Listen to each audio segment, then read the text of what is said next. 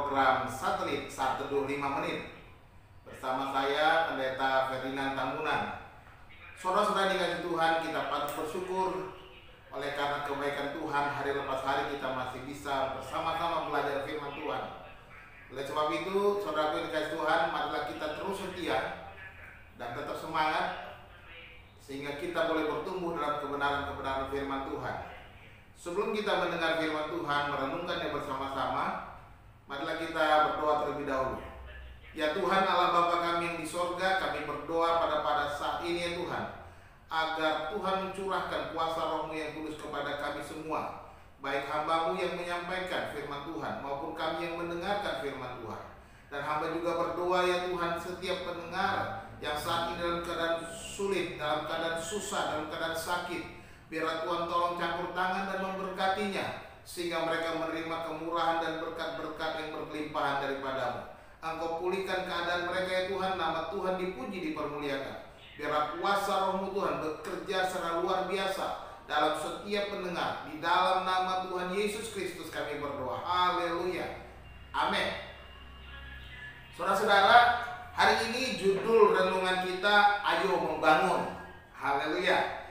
Firman Tuhan saya ambil dari kitab 1 Korintus pasal yang ketiga ayat yang ke-10. Firman Tuhan berbunyi, sesuai dengan kasih karunia Allah yang dianugerahkan kepadaku, aku sebagai seorang ahli bangunan yang cakap telah meletakkan dasar, dan orang lain membangun terus di atasnya. Tetapi tiap-tiap orang harus memperhatikan bagaimana ia harus membangun di atasnya. Amin. Saudara-saudara dikasihi Tuhan, sebagai seorang orang percaya, kita tentunya sudah memiliki fondasi kehidupan kita, yaitu Yesus Kristus sendiri. Sebab Paulus menyebut dirinya sebagai seorang ahli bangunan yang cakap. Dalam bahasa Yunaninya disebutkan sophos arsitekton, atau arsitek yang berhikmat, seorang ahli bangunan yang cakap. Dia telah meletakkan fondasi itu, yaitu Yesus Kristus. Tidak ada dasar yang lain. Dan kita sebagai orang percaya harus memperhatikan bagaimana kita harus membangun di atas dasar itu. Itu yang menjadi penting bagi kita. Ya, perhatikan di sana digunakan kata memperhatikan. Kata memperhatikan ini berasal dari kata Yunani blepo, yang berarti melihat. Nah, kata ini juga digunakan oleh Yesus dalam Matius 11 ayat ke-4. Ketika dia berbicara kepada murid Yohanes, dia berkata, pergilah, katakanlah kepada Yohanes apa yang kamu dengar dan kamu lihat. Digunakan kata yang sama, blepo, dari kata dasar melihat. Dalam hal ini, apa yang kita bangun di atas fondasi iman kita haruslah sebuah bangunan yang nampak, yang terlihat, yang dapat dilihat oleh orang lain. Itu yang dimaksudkan dengan kata memperhatikan. Bagaimana kita memperhatikan apa yang harus kita bangun?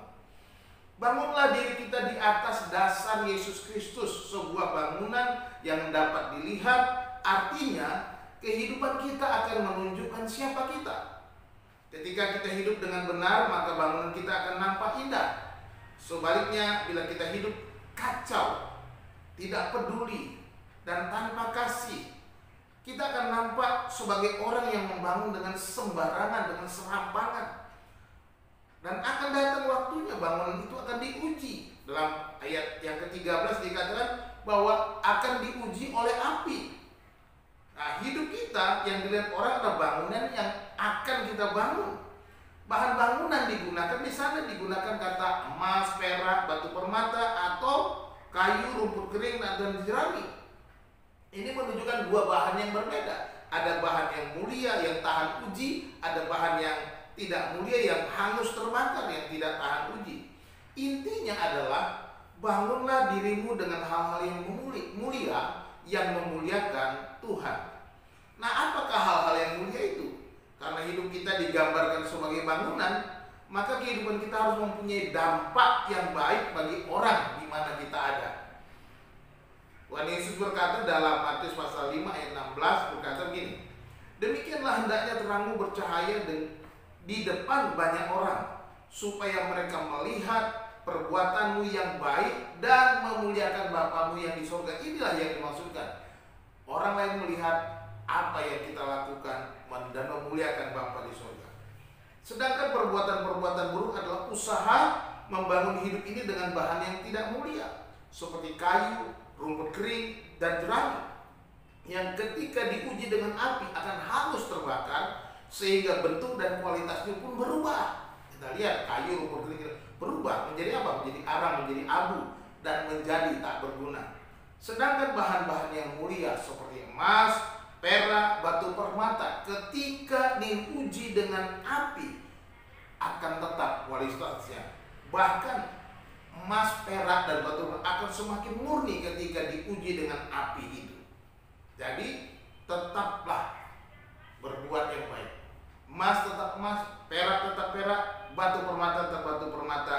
Ketika kita menghadapi ujian seberat apapun ujian yang kita hadapi, kita percaya kita akan menghasilkan perbuatan yang memuliakan Tuhan. Selamat membangun. Tuhan Yesus memberkati. Salam.